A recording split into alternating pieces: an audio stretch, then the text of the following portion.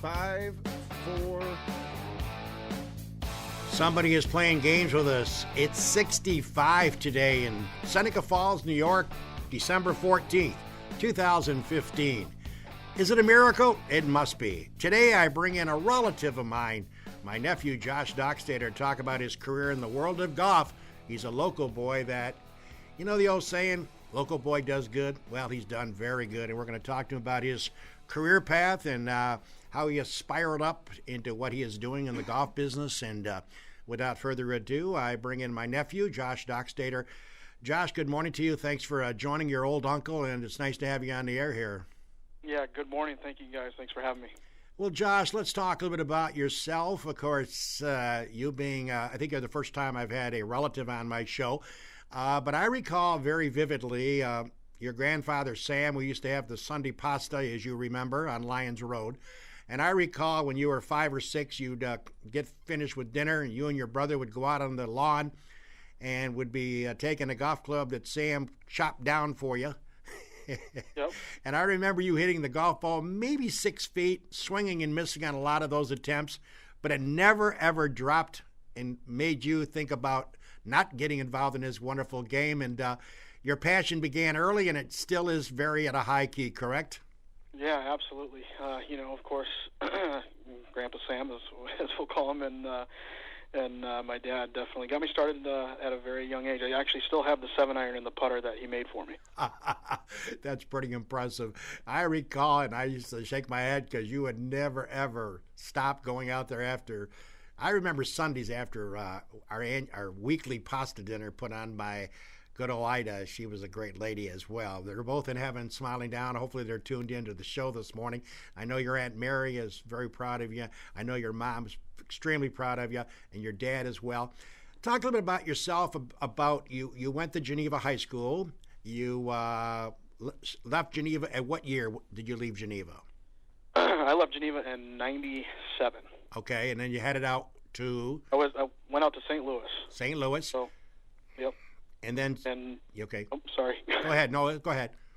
I was just going to say, I grew up playing golf there. I started playing competitively at 8 there in the New York area, and had a little bit of success, but really didn't see a rise in my game until when I was about 12 or 13, where I kind of dropped all other sports and just devoted my time to playing golf. And after we moved to St. Louis in 97, which I hated at the time, leaving family and all my friends there in New York, but it really was a good thing for me because it helped me set up my competitive side of things with golf and being out there in the St. Louis area. There was a ton of great junior golfers, and it really helped elevate my game, kind of finishing or completing high school out there and playing in some national events and things like that.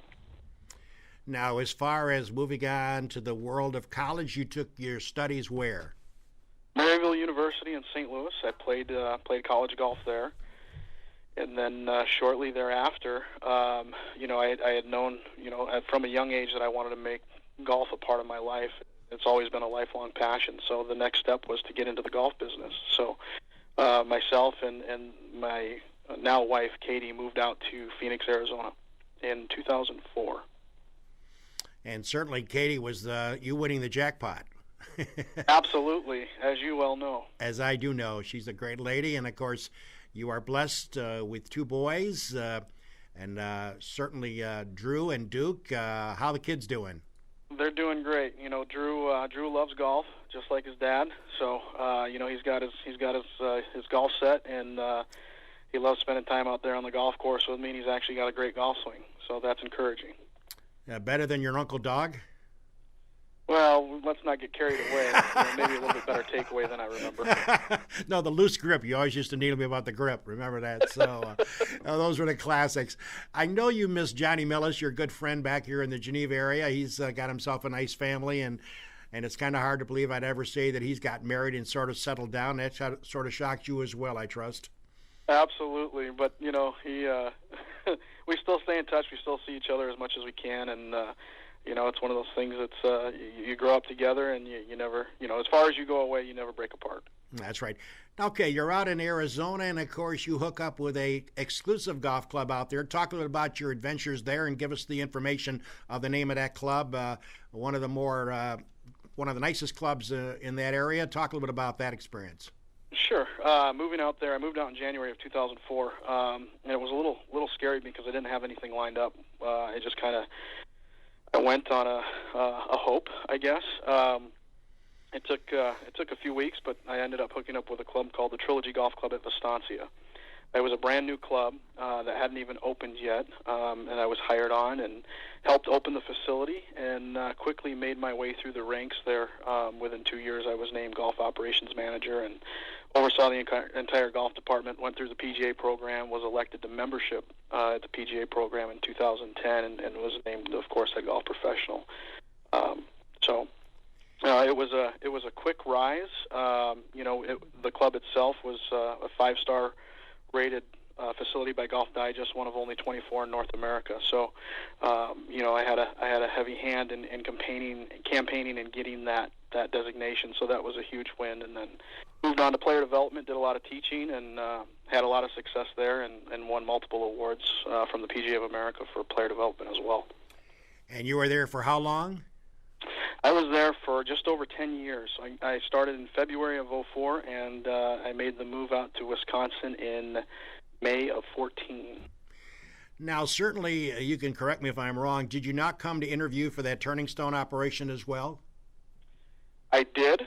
I did interview, and at the time it just wasn't the right fit for me and where we were as a family. So, they had wanted to move forward in some, in that direction, but I knew at that point in my career it wasn't the right step.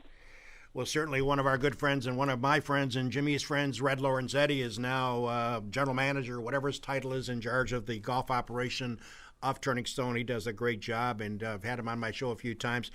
Okay, so now you decide to move from Arizona, talking to Josh Doxtator, who's had a phenomenal rise in the world of golf, and I am proud to be his uncle and certainly have watched him progress through the years. And like I say, he won Powerball, marrying Katie, and got 2 nice boys. And so you moved from Arizona to Wisconsin. Of course, a climate change for you.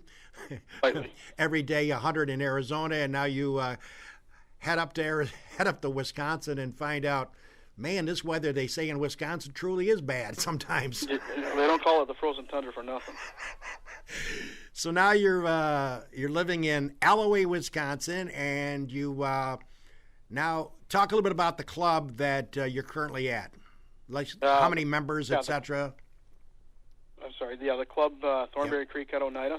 We are the official golf course of the Green Bay Packers, so that's always a good thing to have on your side. But 27-hole facility.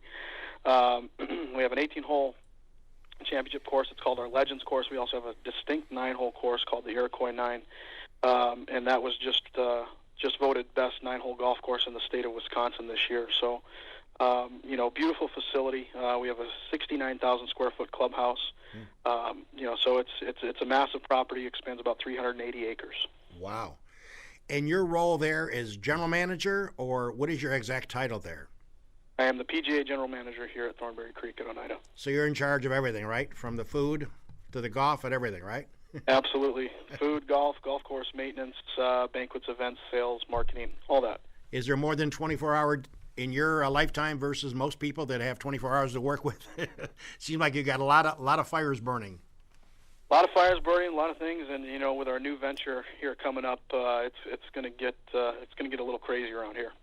Yeah, let's talk about Josh Doxtator, my special guest this morning, talking about a Geneva boy who has done an amazing job moving up the ranks. And Josh, for our viewers, how old are you now?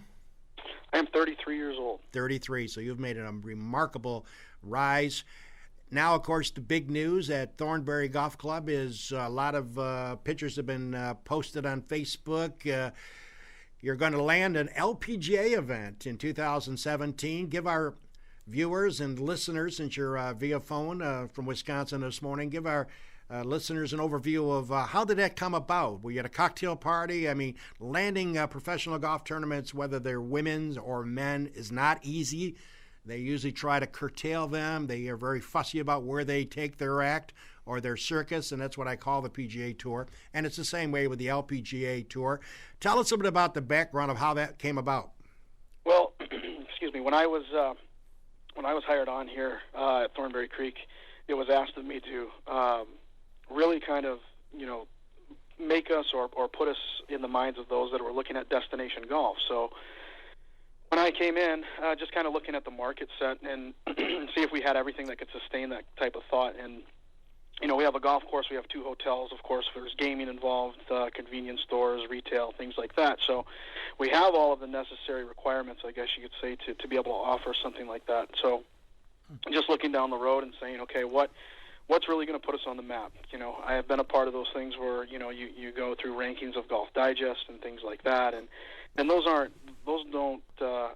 they're absolutely helpful. They're beneficial from a marketing aspect, but they take a lot of time and work. And, fortunately enough, we are being rated right now in 3 categories by Golf Digest. So hopefully we'll see some of that. But ultimately it was thought that, there's nothing better than hosting a big event to really put yourselves on the map and get you in the minds of folks that come out to view the event. So about 6.5 months ago, I started in conversations with the LPGA, just kind of going down that process and seeing if it was going to work for us and if we were the right market. And it really is. I mean, when everybody thinks of Green Bay, they think of the Green Bay Packers, and that's there for a reason. The fans here are so loyal to that team, and kind of parlaying that into a loyal spectatorship for an event like this, they would totally embrace it and engage it. Wisconsin is quickly becoming the leaders in destination golf. We just hosted the PGA Championship last year. We'll host the U.S. Open next year, or I should say in 2017, and then we'll host the Ryder Cup in 2020. So there's not a lack of professional golf tournaments in Wisconsin. The reason they want to come here is because everybody embraces it so much, and they want to be a part of it. So for us, there's a huge aspect of it too. It's featured on the Golf Channel, right? We'll have between 8 and 9 hours of live coverage here at the golf course, showcasing our facilities and things we have to offer. There's some national commercials, things like that. It's going to be viewed in 75% of the countries around the world, 257 million households. So you want to make a name for yourself, you want to put yourself on the map, this is a great way to do it. Amazing. And, of course, you had a couple of the LPGA lady stars to show up at your course. A lot of pictures posted talking about a lady who I met in Rochester years ago. She's a fire plug, Christina Kim, along with Danielle Kang. That was quite an experience, I bet. Oh, absolutely. They came up. We released the information down in Naples at the CME Tour Championship a few weeks back, and then we really wanted to make a splash in our own market here in Green Bay. So, it was important for us to be able to engage those that all the media and of course the political leaders in the area. So we had an event out here. I had Christina Kim and, as you said, Danielle Kang come up, 2 of the most unbelievable ladies that you could imagine. And I hadn't had a lot of experience dealing with the players on the LPGA Tour. Being out at the Tour Championship, I got to meet several of them, and they're all engaging, they're all friendly. They all have an interest in actually speaking with you and that sort of thing, which is a little bit different from the PGA Tour. Sure. I've had a few opportunities to converse with some of the bigger names on the PGA Tour, and it's just a little bit different. The LPGA is truly engaging. I think that's why it's been so successful over the last 4 or 5 years under the leadership of Commissioner Wan, and we wanted to really align ourselves with something like that. Everybody knows Wisconsin likes to party and have a good time. Man, that's right. We like beer. We like all those things. So, incorporating that kind of culture in our event, and these ladies will really embrace that. So having Christina Kim and Danielle Kang up was great. We had a viewing party here at the club. We got, customized jerseys for them, and, it looked bleak playing against Detroit, but then, the old Hail Mary by Mr. Rogers fell in the hands of Mr. Rogers, and all is well. So it worked out. And they dispatched of Dallas, a weak team, yesterday, might add. Yes, they did. By the way, let's talk about 2017 LPGA. What do you have a date set for that event? We don't. Okay. We're kind of working through a couple of things with the LPGA. Okay. We want to do it during a time that we feel is going to be, there's a lot of things that need to fall in place. Sure. You don't want to be at the end of a long schedule before a break. You also want to make sure that, the travels are conducive to assist the players. We don't want them flying from the Bahamas to Green Bay, Wisconsin. So It's just trying to coordinate all that and make it work. It looks like it's, we have a couple of weeks picked out. It looks like might be in the July time frame, but we hope in the next few weeks to really kind of hammer down a date and get it out there. And by the way, positioning of a tournament is key, as you know, because if you put it a week after a major or a week before the major, that would certainly probably hamper your attendance, I would guess, for tour players or some of the big names. Yeah, for one of the things that we did was we actually are offering the largest purse for domestic tour events on the LPGA Tour. That's not a major, so it's a $2 million purse. We know we'll attract 95% of the top 100 ladies in the world. Wow. And that was the goal too. We don't want to just host an event and maybe get one or two names. We want everybody to show up here and all the ladies to be excited about playing golf here and playing for the big money on tour. Well, that's awesome. Listen, Josh Doxtator has been my guest so far this morning here on the Weber This Week show. My nephew, proud of him, and I know his Aunt Mary is proud of him, and Samantha, Izzy, we're all proud of you. But we can't let you go without talking about, I've played with my buddy, the owner, Jim Senecropi, who produces and owns this operation, and I've had the chance to play golf with a few celebrities. I never had the chance to peg it in the ground and look across the way and see Jack Nicklaus joining my group. Tell us a little bit about how you got involved playing with Jack Nicklaus just a few days ago in beautiful Orlando, Florida. The old saying, it's not what you know, it's who you know. I definitely came to fruition. One of our event partners, IMG. So IMG is the largest sports agency event management group in the world. Right. They run the event down there in Orlando at the Ritz-Carlton Golf Club, the PNC Father-Son. Right. So, I've been working with IMG over the last couple of months, and they had a couple of of their representatives up here for our release, and we were just talking and things like that, and they said, well, if we can get you in the program next week, do you want to play? I said, absolutely, I'll play. You know me, I'll never turn down a round of golf. Yeah, that's right. I didn't know what was going to happen. They did let me know that I'd be playing with the vice chairman of IMG, Alistair Johnston, who, if anybody knows golf, major player. He's represented Arnold Palmer for 35 years. Amazing man, very knowledgeable. He's a Scottish gentleman. Right. And it was an incredible experience. We had the drawing party on Wednesday night.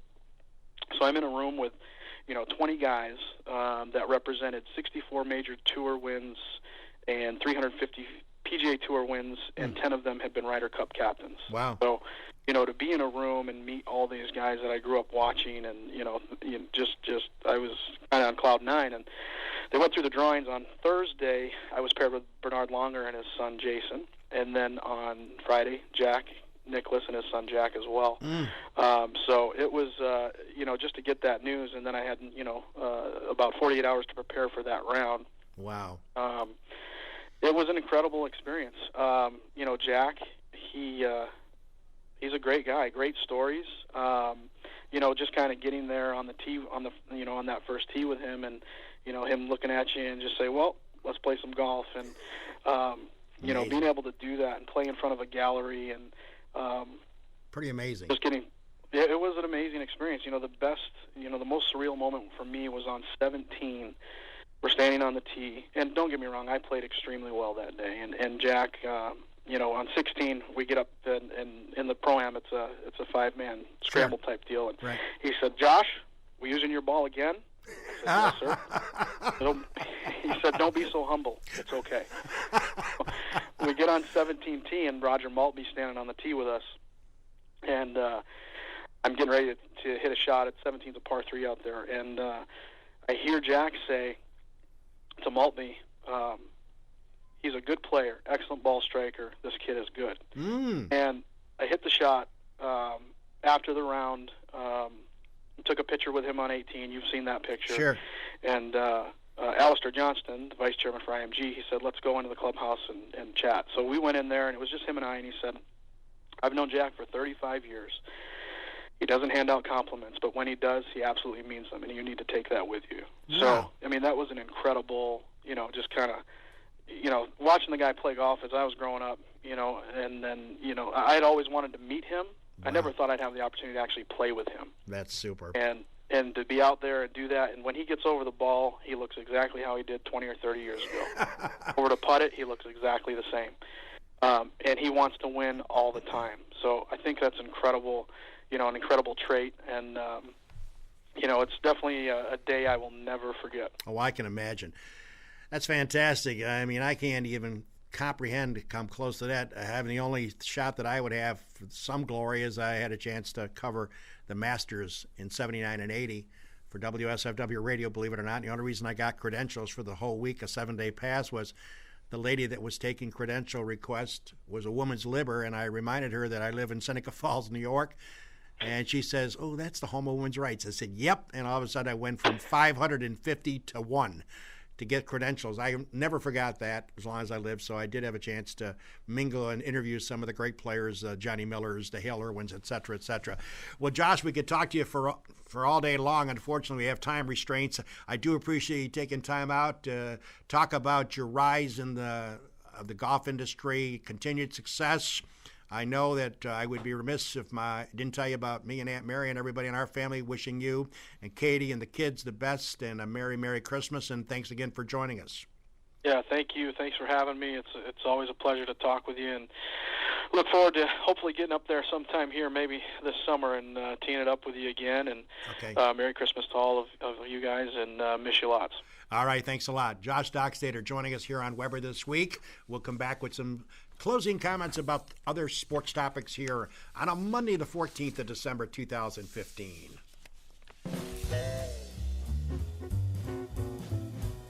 Cayuga Lake National Bank. Bill Ryan and his team for all of your banking needs. Offices in Union Springs and Aurora. A fine sponsor of this show for over 30 years. DA Liquors, Seneca Falls. Amy Padula and her great team will find that right spirit for you every time. Tell Amy the dog sent you. Cicino's. Live, laugh, eat well. It's the Italian way. It's also the Cicino's way. Place your order today at Cicinos.com. Locations, Main Street, Waterloo, and 401 Exchange Street in Geneva. The Good Hotel welcomes you to come out and enjoy the revitalization of this historical landmark. Wednesdays, don't forget Ladies' Night with special price drinks and half-priced appetizers. Tap is Thursday, and their chef serves a dinner special every night. The Gould Hotel in Seneca Falls. Steve Wadhams, Wadhams Enterprises, your employer of choice. Proud supporter of this show and local athletics.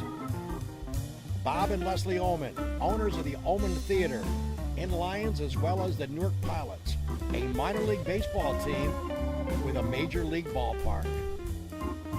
SenecaFallsCountryClub.com. Awesome 18-hole layout, offering a 12-month payment plan.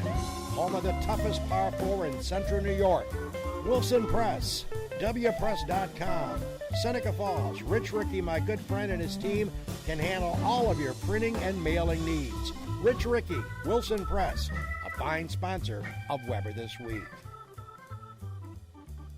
Welcome back, everybody. And again, I hope you enjoyed that interview as much as I did. Josh Doxtator. It's nice to have a family member that has done very well, and he's the nicest kid you'd ever want to meet. Great family. So we thank Josh for spending some time with us this morning on the Weber Show. And by the way, I'm pleading out to you Bills fans. I know I picked on you on Facebook yesterday saying to deep six them. It looks like, not that they're mathematically eliminated yet. They got to go play Washington, and Washington needs the game next week big time. They're going to play their hearts out. It looks like, and I'm not saying it couldn't happen, but it looks, Matt's not too good on their side. They got teams they're chasing. KC a 2-game lead on them, Pittsburgh a 2-game lead on them, and the Jets a 2-game lead on them with only 3 to go. So it appears that Rexy, the old Dunn tire salesman, is going to be having, if they don't make the playoffs, going to have a lot of explaining to do, because he guaranteed a playoff spot when he got hired by the Pagulas. So I don't know, folks. I always pick on my buddy Mike Miras and his son. They were in the studio last year on the show. I know you folks live and die Buffalo, but it's time to think about taking a different train. I mean, this franchise has done nothing to warrant your support. Trust me. I've been a Raiders fan. I've never given up on the Raiders. But But at least the Raiders won't come out every year and say we're going to make the playoffs or do this or do that. It's time for you guys and ladies that follow the Bills to say, adios, amigo. Pick up another team, please. You're just going to get no return on your investment. Hey, Jim did a great job. The Wonderful Life Spectacular over the weekend. I mean, 3,850 folks ran in that race. They had baby carriages. They had dogs. They had all kinds of things, Jim. It was quite the event. And you did a video. You worked your butt off like you always do with everything you put your mind to. Jim did a 23-minute video encapsulating the pre, the race, the post, all the pictures, interviews, etc. Spectacular, Jim. So you did a great job on that, and I would urge our viewers to check that out on fingerlakes1.com. Jim did, it's 23 minutes in length. It really captures the evening of that race. So 3850, beautiful weather. Everybody was in a festive mood. And kudos goes out to Jeff Rook and Kevin Korzaneski and his entire team for putting on a spectacular show. And it was just unbelievable. Amazing. Yeah, whenever you get that many thousands of people come into our town, you're almost increasing our population by 50%. Yeah. And so Jeff and Kevin and Tina and Jolene and all the volunteers do a great job. Everything went really smoothly, and also great job by the Downtown Seneca Falls Business Association and Henry and Anwi Law at the It's a Wonderful Life Museum. And really everybody in town, all the business owners downtown. Right. It was a super event, and it was very comfortable because of the weather, to attend it. And the reason people come is I'm down there prior to the race or walking downtown in the afternoon. Everybody's in such a great mood. It's hard to explain. Everybody's in such a great mood. So as we're making this video and we're talking to the race participants, everybody's excited to be involved. And there's a lot of Christmas spirit. There is. There really is. Mary and myself walked down yesterday. There was quite a few people that he didn't know. They were from out of town. We walked both sides of Fall Street and really got part of the spirit. It was quite a thing. And again, I can't say enough good things about the committee. And to all the folks that may not have left town, and if you're checking out the show here in Finger Lakes 1, thanks for coming, and we look forward to having you come back next year. Hey, a couple of sports topics. I know I was thinking about Atlanta and the NFL. They start off 5-0, and now they are 6-7. Do you think Dan Quinn may be looking for new housing in the area? Because it's hard to fathom how the Falcons won't get rid of Dan Quinn. 5-0 start, 6-7, nowhere in the playoff picture. Pretty amazing. It's scary. By the way, I was kidding Jimmy before I come in. As I arrived at the studio this morning to do my show, Syracuse basketball and Hopkins, tough loss against St. John's. I mean, some freshman throws in 17, and I know, Jimmy, that must have really been a tough pill to swallow.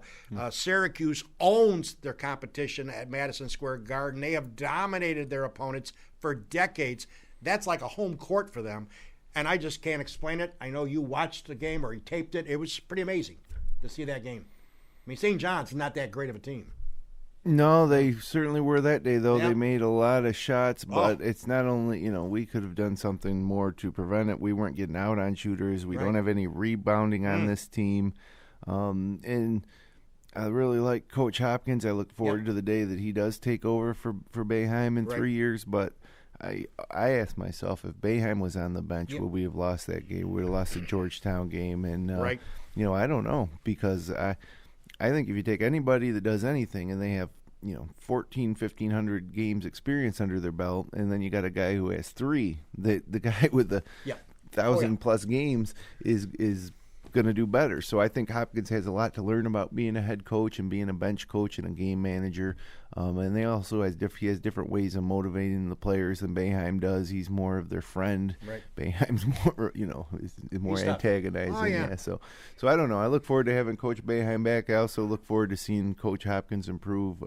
But we got to be careful. We got Cornell, Montana State, and Texas Southern coming up next, and if they slip up and lose one of those games before the ACC tournament, And by the way, just as Jimmy points out, we follow this pretty closely. The NCAA, I mean, Syracuse has got some good material.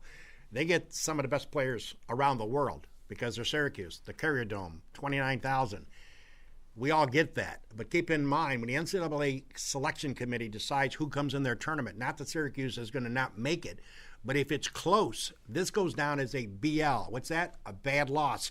Believe it or not, NCAA looks at bad losses. So as Jim pointed out, you can't trip up against teams you're supposed to win. That line in Vegas was 13.5.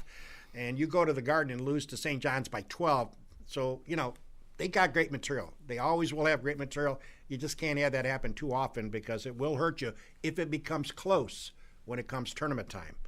And by the way, speaking of coaches and getting paid, and what a great world we live in. What a great country we live in. Isn't USA phenomenal?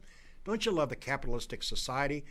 Jim Senacropi owns the Philadelphia 76ers. They're 1-23, and they're going to be putting together, working with Bert Serling and some attorneys, a 2-year extension for the coach. Jim, Brett Brown, he's getting a 2-year extension. His team is 1-23. What? I mean, come on. This guy's probably making a couple mil. I mean, come on. Kenny's two pennies could coach better than this guy. I mean, amazing. I saw that. I thought everybody is, there's some sort of conspiracy going on with the Sixers. They brought in Jerry Colangelo.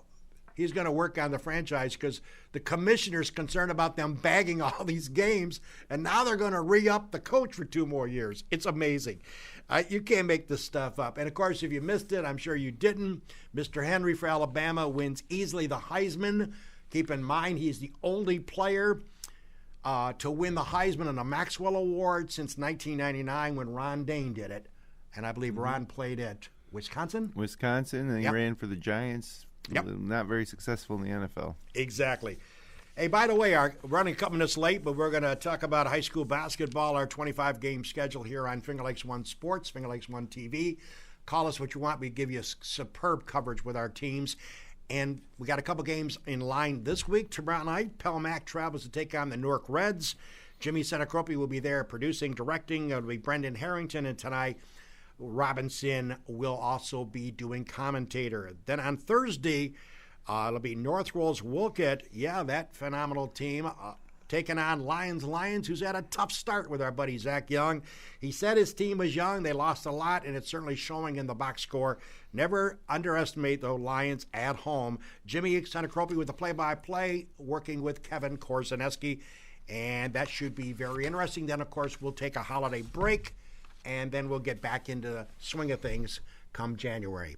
So, Jimmy, it's been a wild weekend, and I know you are probably looking forward, even though you got games to do this week, maybe to get a little bit of a break with your hectic schedule. Yeah, Christmas coming, but, this week, Tuesday night, if you're a fan of high school basketball, right. Finger Lakes East, generally the class of the Wayne Finger Lakes Leagues.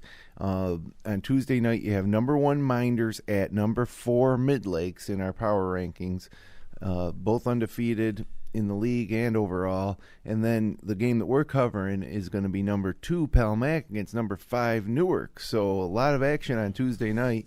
And then you get to see the 3rd-ranked team, North Rose Cougars, play in the Atwood Gymnasium on Thursday in Lionton. Any game that you can watch us do at the Atwood, I would recommend tuning in. It's always a great scene and just a historic gymnasium, and so it's going to be a fun week for high school basketball. And we had a couple of Mid-Lakes coach Pete Zirkus and senior Kane DeVay on the Upstate Hoops podcast Sunday. You can check that out on fingerlakes1.com homepage, and then we'll be back next Sunday to recap this whole week. And then, like you say, it's time to take a little Christmas break, and then we're back on December 29th for Clyde at Minders.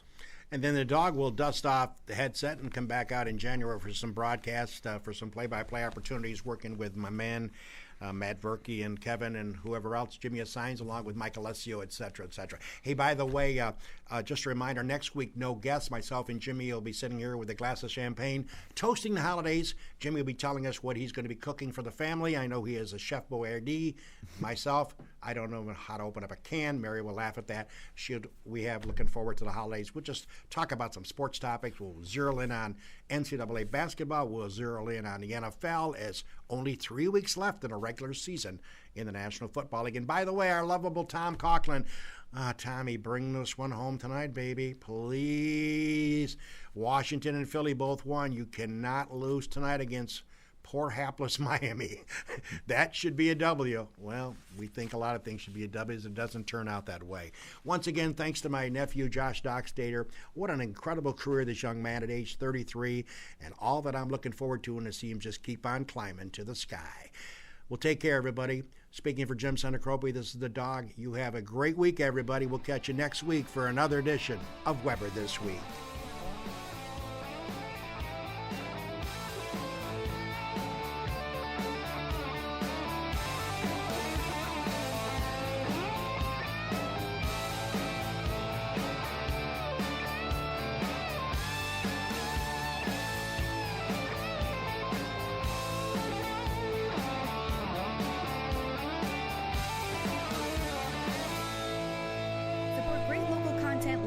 By becoming a patron of FingerLakes1.com. Visit patreon.com/FL1.